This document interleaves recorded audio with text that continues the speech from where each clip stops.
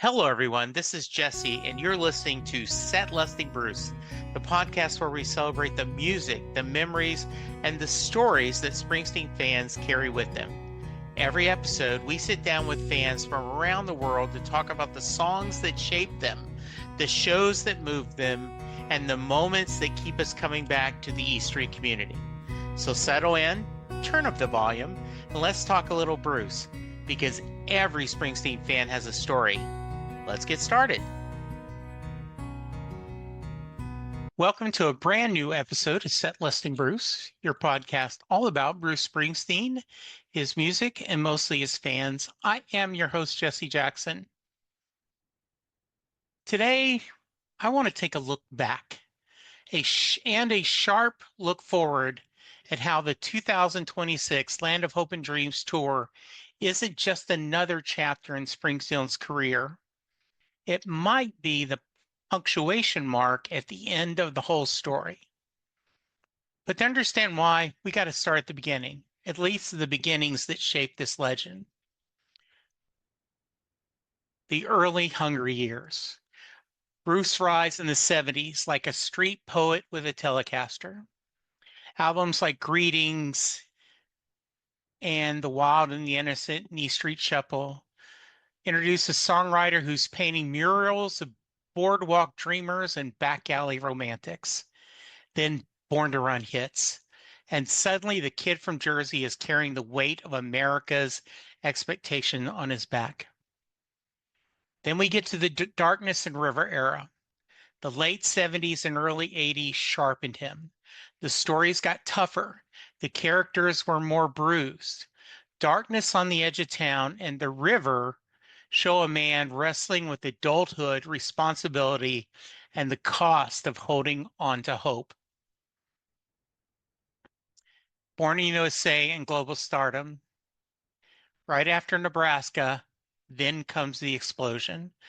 Born in the U.S.A. turns him into a global icon. Stadiums, headbands, MTV, the whole thing. Even at the height of his fame, the songs stay grounded in working class struggle and American contradictions. Then we go to the acoustic turn and the human years. The 90s bring introspection, Tunnel of Love, Lucky Town, Human Touch, Ghost of Tom Joad, show a man stripping away the noise and looking inward to an era where Bruce becomes not just a performer, but a chronicler of the American soul.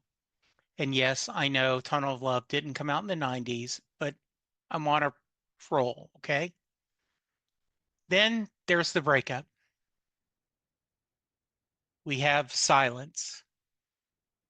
And then we get the reunion and the rising. The E Street Band reunites. It's not nostalgia, it's a resurrection. And after 9/11, the rising becomes a national bomb. The era cements Bruce as a voice people turn to when the country is hurting. We have other albums, Working on a Dream, Magic, Wrecking Ball, but we're going to fast forward to Broadway and what we're calling the elder statesman era. Springsteen on Broadway, it's intimate, it's vulnerable, it's myth-breaking. Bruce becomes his own narrator, telling the story behind the story, and proving that legacy isn't just built on volume, but on truth. Okay? And now we arrive at the present moment, the Land of Hope and Dreams tour in 2026. We saw a preview of this in 2025, but this tour takes it up to 11. This tour isn't a victory lap. It's a declaration. Purpose over nostalgia. Bruce isn't just playing the hits. He's framing the tour around American democracy, freedom, and the Constitution. At 76, he's not retreating from the world. He's stepping into it with more urgency than ever. He's opening shows with songs like War. He's bringing back Born in the U.S.A. in a way that reclaims its meaning. He honored Prince with Purple Rain. He did Clash's Clampdown. These aren't safe choices. They're statements. This is a patriotic protest tour.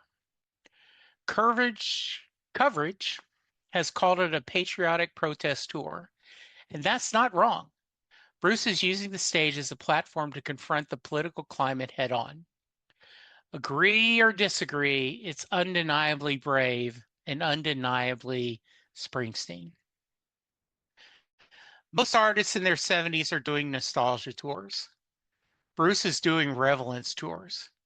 He is shaping the national conversation, still challenging his audience and still refusing to fade into the background. So what does all this mean for his legacy? I mean, this tour isn't just another chapter, it's a punctuation mark. For 50 years, Bruce Springsteen has written about America, its dreams, its failures, its promises, its heartbreaks. And now in 2026, he's standing on the stage saying, this still matters. I still matter. The work isn't done. This tour feels like a moment when the artist and the message snap into perfect alignment. It's the exclamation point at the end of a career defined by conviction, compassion, and courage. Not a period, not a fade out, an exclamation point. And there's still more to come.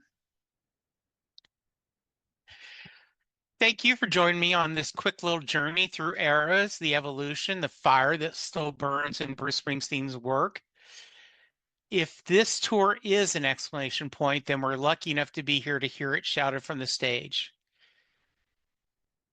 Do something, say something, sing something. Until next time, keep your heart open, keep your faith strong, and keep listening to the stories that bring us together.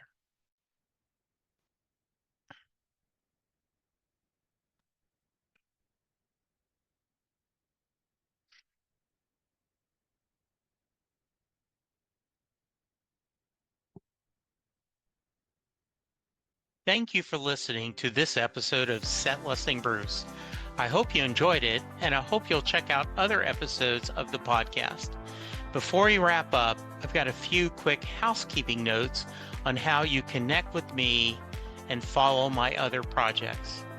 I'm still on Twitter, aka X, at Jesse Jackson DFW. The show is also there at Set Listing Bruce. We've got a Facebook page both for me and the podcast, so please stop by and give us a like. I'm part of a few other podcast adventures as well.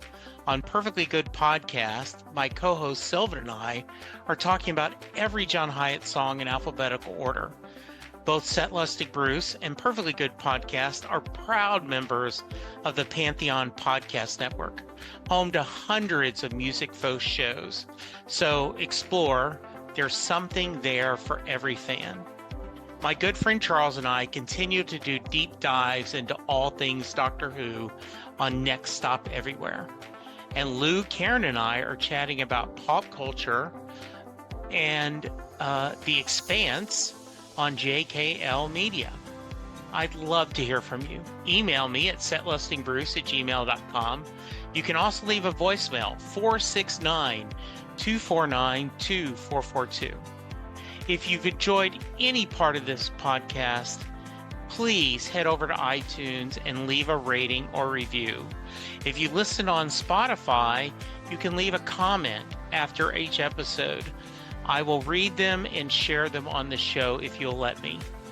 They truly do help other people find us. Tell me what you like, tell me what you don't, suggest someone you think would be a great guest. Getting to talk to people about their experiences, whether it's music or other creative passions, is one of my greatest joys. I hope these conversations bring you a little joy, a little peace, and a whole lot of love. Keep hope alive.